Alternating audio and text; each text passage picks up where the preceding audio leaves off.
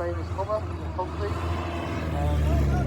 This was the vehicle that eventually replaced the Jeep in the US service in the 1990s, I think, 1980s. Huge vehicle, absolutely enormous. But when I was in Bosnia, I went with the US Army on patrol on the odd occasion.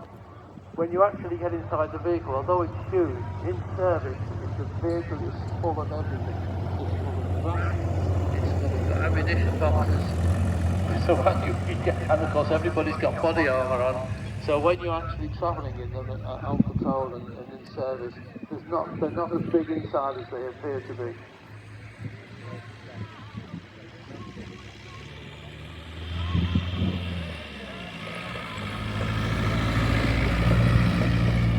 Oh, so the tab is now going past our point again. Guten Morgen, wie geht's? And then behind the tabby we have the Land Rover. As I mentioned earlier, that the Land Lightweight was actually heavier than the standard Land Rover, which may seem very strange. But the Lightweight was actually designed to be dropped by parachute from aircraft.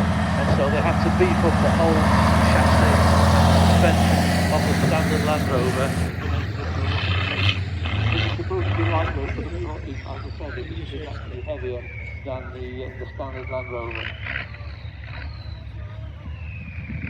Now we have one of the successors after post-war. The Britain's successor to the Jeep is the Austin Champ. You can see driving around in front of us now. There's two Land Rovers. I beg your pardon, two Champs. When I was in the army, we still had these vehicles. We still had Champs. I had a Champ of my own, and it was eventually taken off me, and I got a Land Rover, which was far more suitable than the Austin Champ.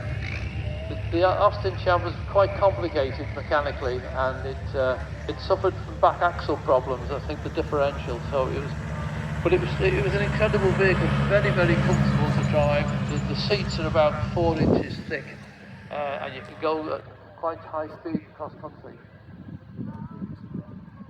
So there's a vehicle going around which I meant to see before. I've got the wrong glasses on.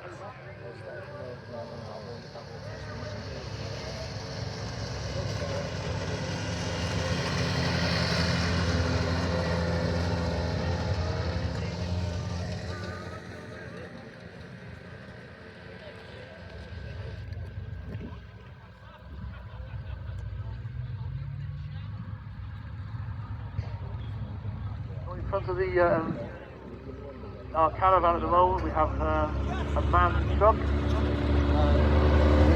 Yes, British Army manned truck. The crazy thing is that 40 years ago, when I was over in Germany, the German Army was driving those trucks. And now, in the 21st century, the British Army finally caught up and we're driving them.